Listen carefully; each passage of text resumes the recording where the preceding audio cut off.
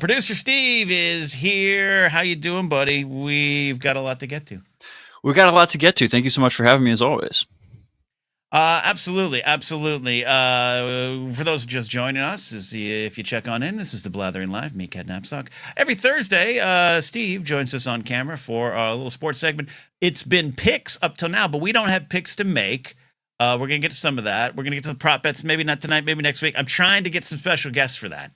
Can't promise anything, but I'm trying. Special guests would be very cool. Yeah, I figured we'd do today would be kind of like a preview of the big Okay. game.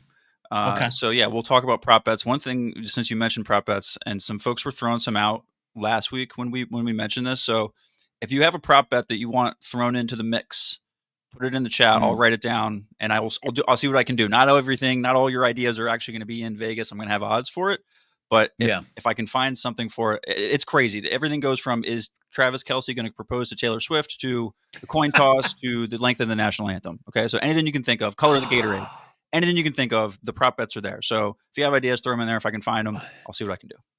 I got to tell you, if they win, I could see that happening after the game. I have the odds right here. It's yes plus 500, no minus 950.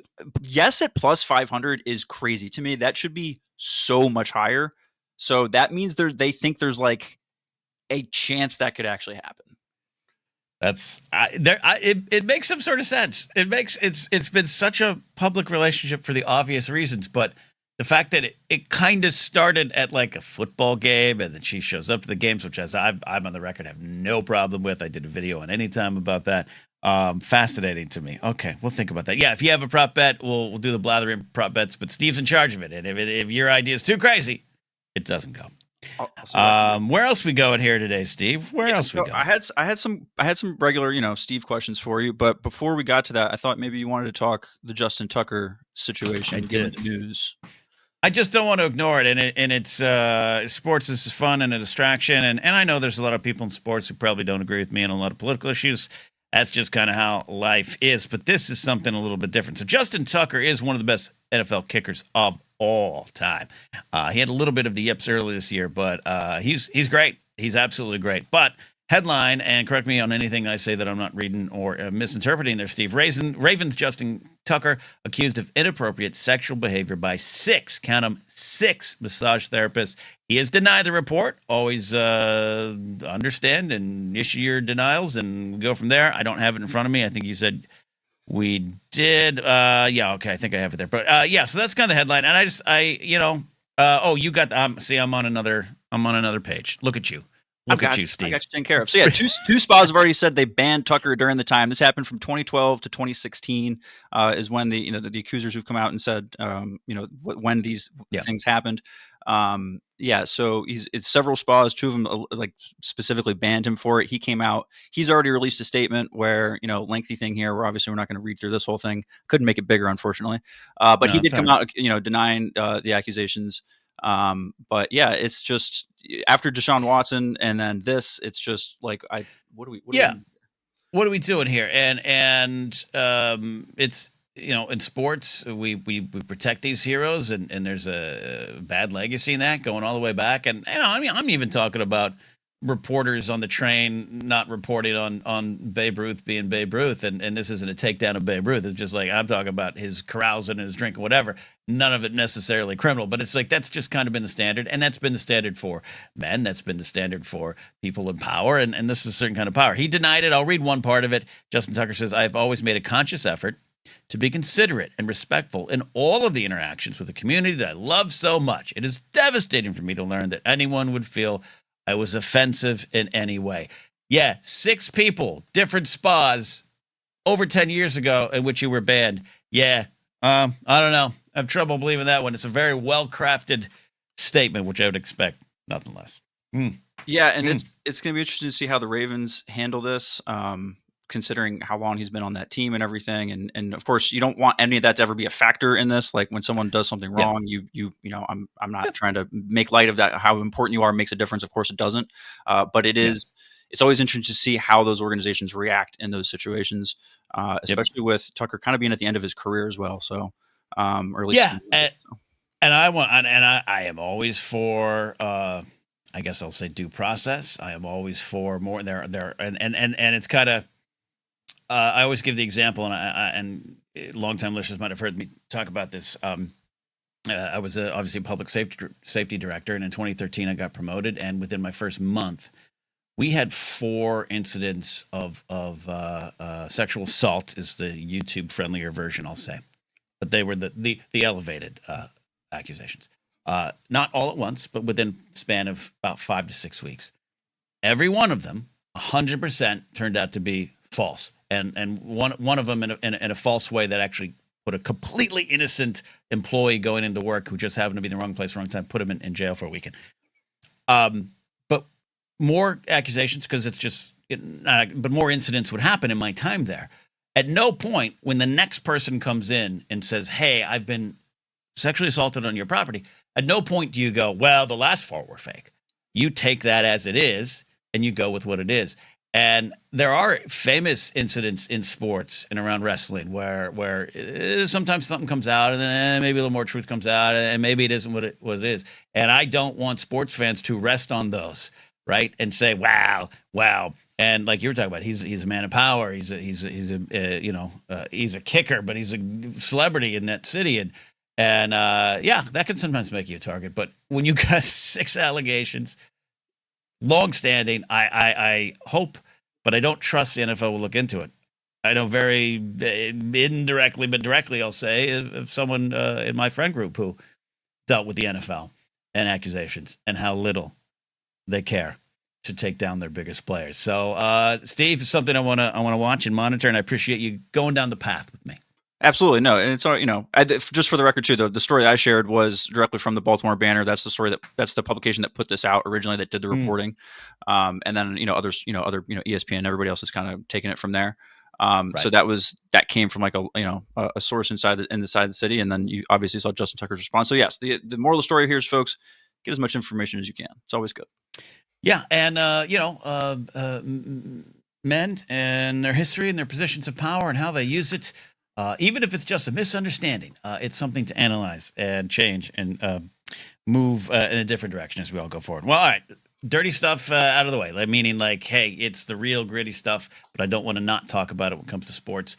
Just wait till I one day dig into the Mariano Rivera thing, a player I actually have a statue of in my living room who's currently, as we mentioned on the show, being sued by he and his wife and their church being sued by hiding and downplaying sexual abuse accusations. So, hey, he was one of my favorites. I'm willing to look into it there, too. All right, Steve, what else is on the mind? We've got a lot to get to here still. Yeah, just a few sports things to round things out. We'll kind of bring up the mood here. We talked earlier a little about, or you mentioned earlier a little about talking about like what your walkout song is. So I just want to know, I don't know if you've ever mentioned this before, but what is your walkout song? If you're talking about baseball, if you're baseball, bottom of the ninth, you need to go hit a clutch hit. What's your walkout song? That's so funny. I've never really had that answer. I know people, a lot of Bob O'Reilly by the Who comes in. I think Paul O'Neill had that. It might be. This sounds weird, but take me a couple beats or courses into McCartney's "Live and Let Die," the Bond theme. When it just kicks in, down, I'd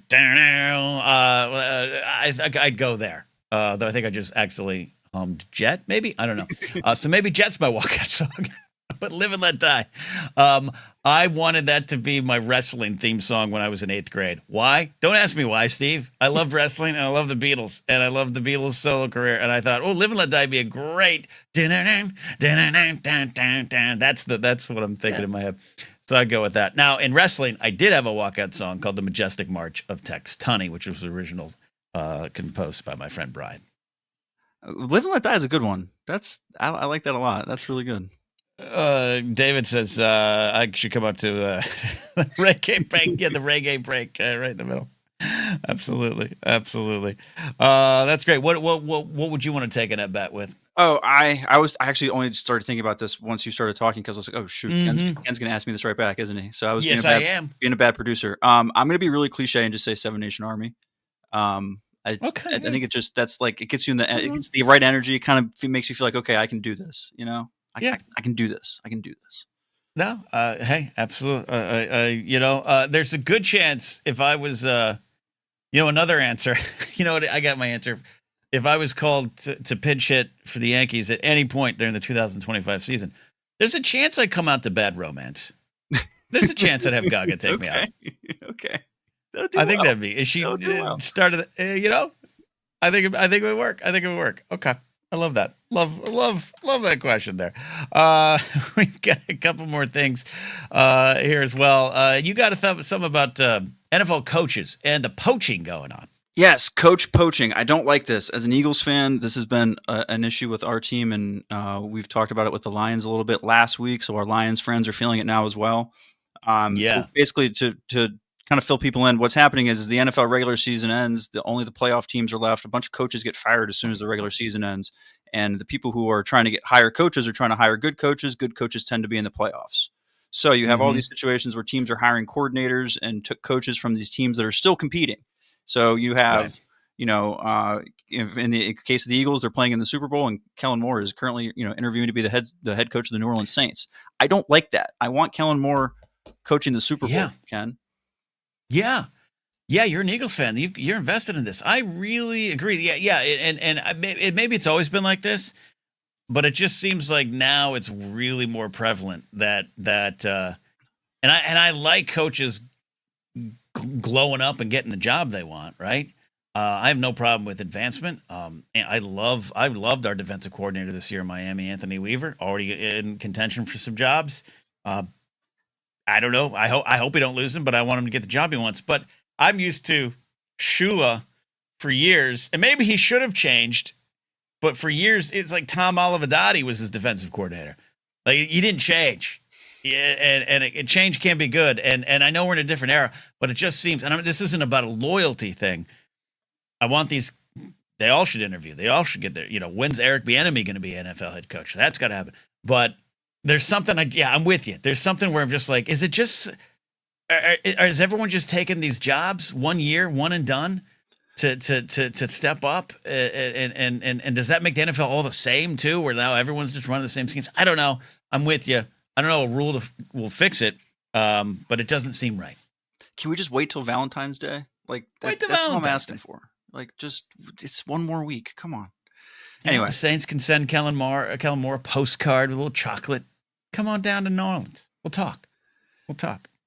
So in that vein, last question. Sorry, do you got something else? Well, no. Like what happens if he gets hired before the Super Bowl? Like it doesn't seem right. This is why Eagles fans are so mad. Jonathan Gannon, our defensive coordinator, when the Eagles played the Chiefs 2 years ago, was hired by the Cardinals right after the Super Bowl and ended, even though the open secret was he had basically accepted the job the week before while they're still preparing and everything. And so that frustrates me. So yeah, it's frustrating. And they have tampering rules for free agency and things like that. Just extend it to the coaches. Yes. That's all I'm asking for. Yes, I agree with that. All right. Final thought. So speaking of rules, people are making rules everywhere in sports. Basketball's thinking about doing a 10-minute rule, 10-minute rule, 10-minute quarters to speed up the game a little bit. So if you could make any one rule in any one sport, what would you do? I actually don't mind a lot of some of the baseball ones the last couple of years did help the game in terms of speeding it up and maybe get ratings and numbers up. Baseball was suffering. Baseball has not been America's sport for a long time, and it's a pastoral sport from another era that I love, but it's hard to sell. So I pitch clock and stuff like that. I actually might have fought it initially, but I like it. So I don't know if there's anything in baseball I want to change. I think I might add. And I actually liked when the NFL changed the overtime rules because I always, it's frustrating. You're winning or losing on a coin flip. Maybe I'd have a little fun with missed field goals, or something like if you, I don't know, you know what I'm trying to think. Where like if you miss a kick, the other team does. I know you get it right there, but like maybe they get a free kick or so. I don't know, something to get a little extra point. And because the kickers are so damn good now. So if you're going to risk it from 60, and you miss, I want there to be some sort of effect. I like that. Yeah. Or if you hit a 65 yarder, is that worth 2 points? Oh yeah. Okay. Plus, I like this. Plus 60, a 2-point kick. Sure. Or wait, no, because shouldn't it be 4? Do you want to go up or down? No. I think 4 is too many. 4. No. Oh yeah, you're right. Duh. I'm thinking like extra points. Right. So yeah, 4. Duh. So it'd be 4. Yes. You and I, our minds went to the same. Yep. Incorrect spot. Yep. 4 points. Yeah, I think 60 or more. 60 or more. 4-point kick. Yeah. Okay. I think 60. You got to go a little higher than 60 because 60's been normalized, which is crazy to say, but it has kind of been normalized. So maybe like 63 and up, you get 4 points. Okay, I can go with this. That would set like 25 team records hitting a 60. We created that game at our house, my old roommates and I, Ruckus, 20 years ago. And we had that, there was one thing. If you took a shot at the hanging lemon, these are words I'm saying that are real, and you hit that, your dart hit that hanging lemon, automatic win in the game. Automatic win. But you had a chance to lose. So I agree with this. Love it. Thank you so much, Ken. I will take a look at prop bets and talk to you next time. Yeah, there you go. Steve, checking in with sports.